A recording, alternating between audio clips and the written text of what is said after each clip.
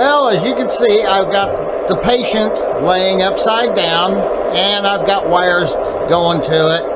This is called an operation, a little bit of surgery here. As everyone knows, my Pennsylvania RS3 chewed up or spit out its traction tires. Well, I can assure you it don't want to pull nothing without its traction tires. So today, I'm going to put some Bullfrog Snot on it. Bullfrog Snot. Yeah, Bullfrog Snot. It says Bullfrog Snot right on the bottle, right on the jar.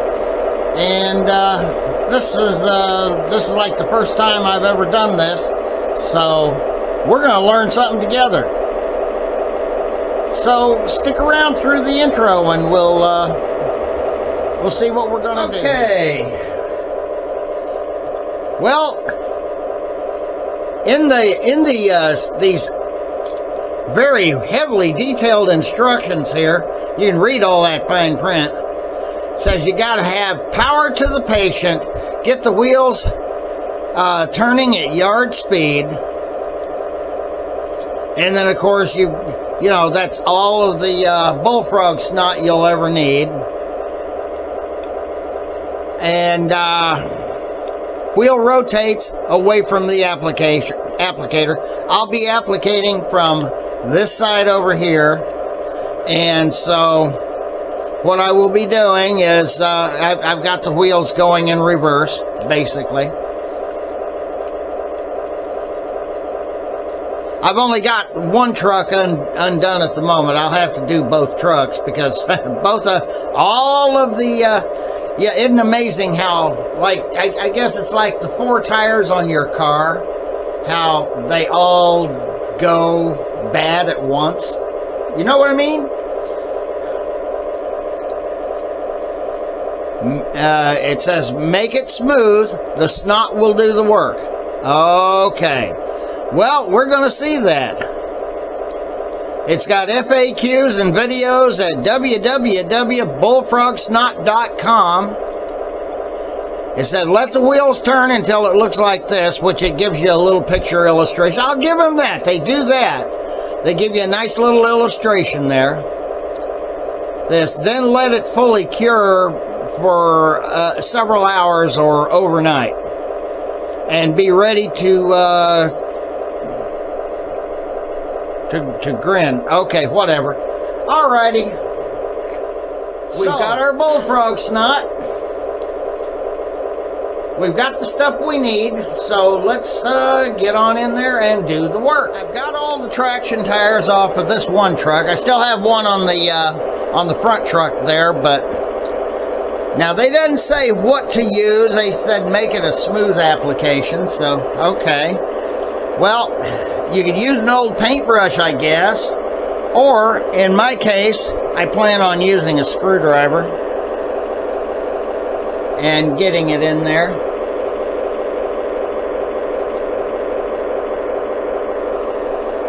Alrighty. Should I give it a little more juice?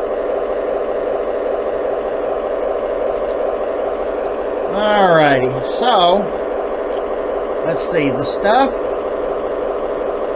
I don't see that it really requires a whole lot of stirring here. It's got a lot of...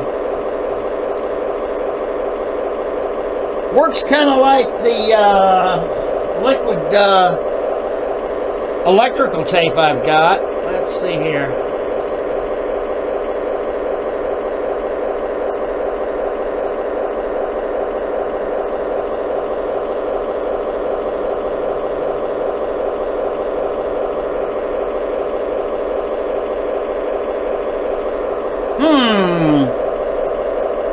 Don't know how well that's going to work.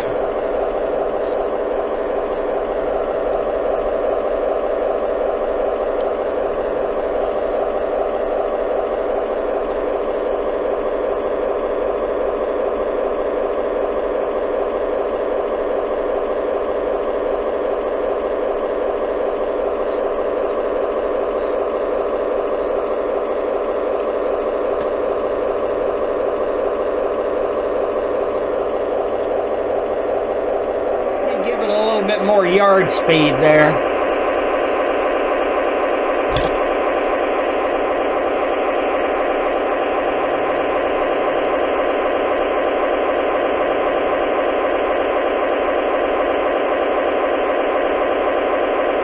Okay, that's a little bit better.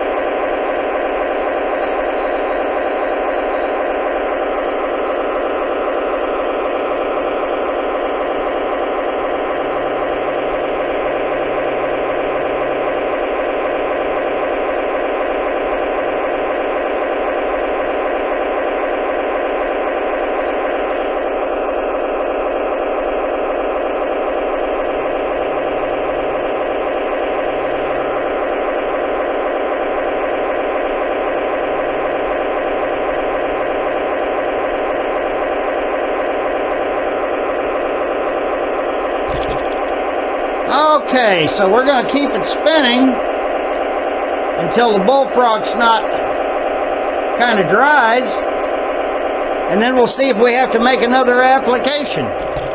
We're still doing it. We're still doing it. That's all right. We'll just take our time and try to get the Bullfrog Snot on there correctly. If it, the thing of it is, it kind of, that liquid electrical tape kind of worked okay on my Pennsylvania F unit, the one from K-Line. So this Bullfrog Snot is probably very much the same thing. There's a little story behind why it took so long for me to actually use Bullfrog Snot. I had ordered it like earlier in the year. Gosh, it was like back in May or June I had ordered it from Amazon. And the way the maps were working that Amazon was using, they go by the GPS when they go to make deliveries, which is understandable. It makes their job a little easier. Anyway, it takes them right to the middle of our block instead of showing them exactly where the house is. And so it got delivered in a safe place, all right. Well, these people were out of state for the summer. By May, they're gonna usually be gone. Usually they're gone in April. And I finally got it. I think it was late October, early November. They found it at their house and brought it over to my house and stuffed it in my mailbox. That worked. That worked well. So that's why it took me so long to get my Bullfrog Snot.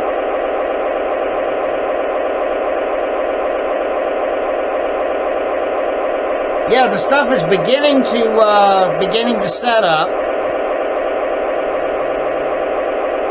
So we'll come back when it's set up. Okay, I've got all four of the traction wheels put together now. I've got to run it another half hour, 45 minutes before it even starts doing what it's doing on the front truck or on the back truck. But I think it looks like it might work just fine. It's amazing how well some of this stuff actually works. But I've got to run it for a while. So I've got to run it just like it's sitting for a while, about 30 to 45 minutes. And then I got to let it sit for several hours so that the stuff actually fully cures and dries, or possibly even overnight.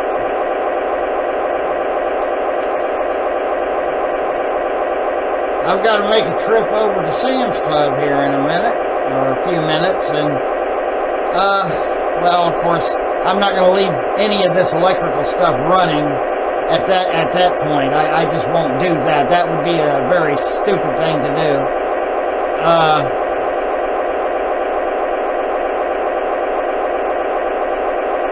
As you can see, I made my own engine cradle. I can't afford to go buy that foam rubber, that fake foam rubber engine cradle that's offered by whoever it is that charges like 40 or 50 bucks a piece for the darn things. It's not a real cradle, but hey, it's doing what I need it to do. You know what I mean? So we can't really complain about that. Just then run. I'm gonna let that side dry up, and then I'm gonna let it sit for, well, God knows how long. It says for several hours or even overnight. So in the instructions. Now, this is not the first time.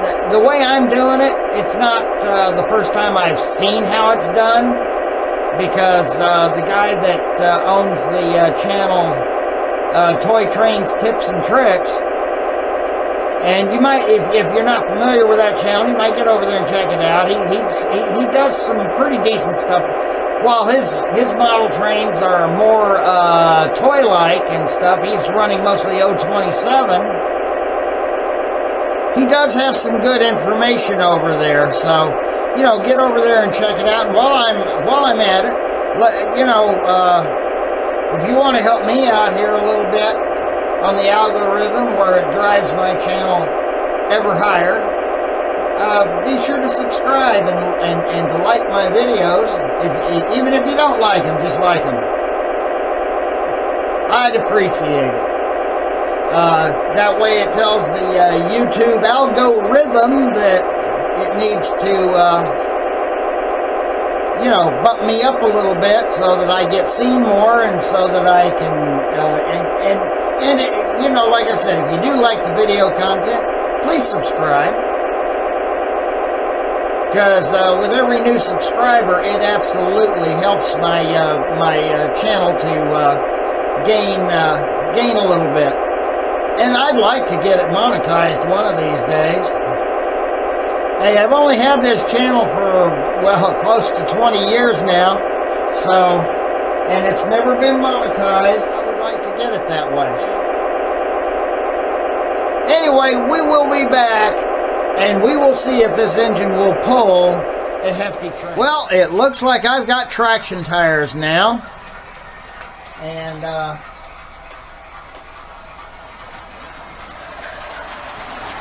now it's time to maybe test this engine out. It's been several hours since I did that.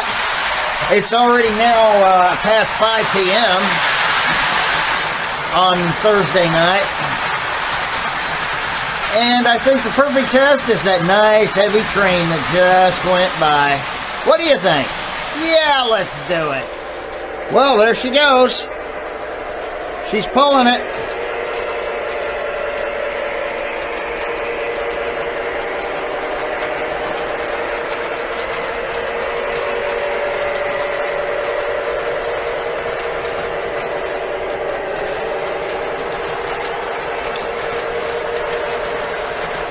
And that's not a real light train either. So there's a couple of die-cast cars in there. All of them have, with the exception of one, has die-cast trucks and components. So it's a pretty heavy train. Alrighty. And it's doing it without any reservations. So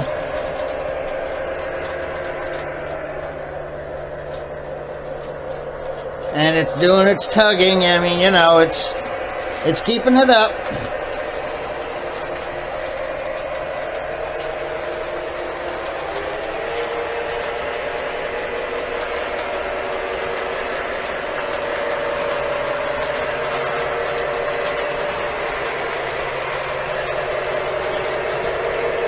Well, and it's riding smooth. It's not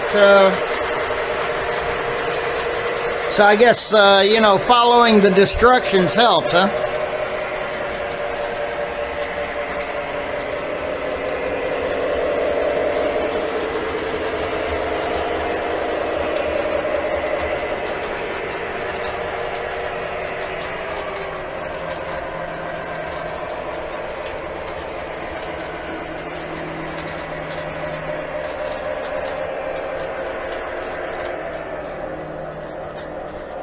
Wheel slippage at all.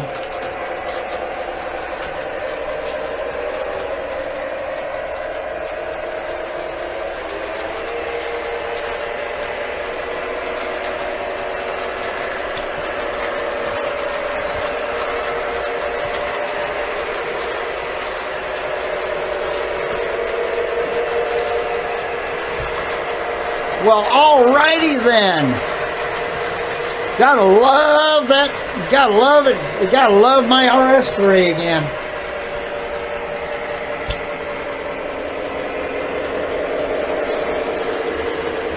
And so I've got another one that's also in need of traction tires. This one, of course, this time is a steam engine. It's a 260 Mogul. It's a Rail King 260 Mogul. And the traction tires keep flying off of it. I've since removed them.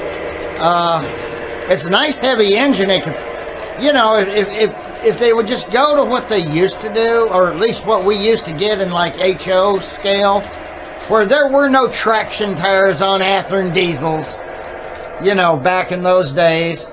And often the steam locomotives didn't have them either. They weren't needed because the locomotive was heavy enough to pull the weight of an average train on an HO layout. And it was the same in O-scale. You go into O-scale 2-rail, you don't see traction tires on those locomotives very often. And especially you're not going to see them in Proto 48. And it's not because the cars are any lighter. Let me tell you something. Those trains are pretty heavy.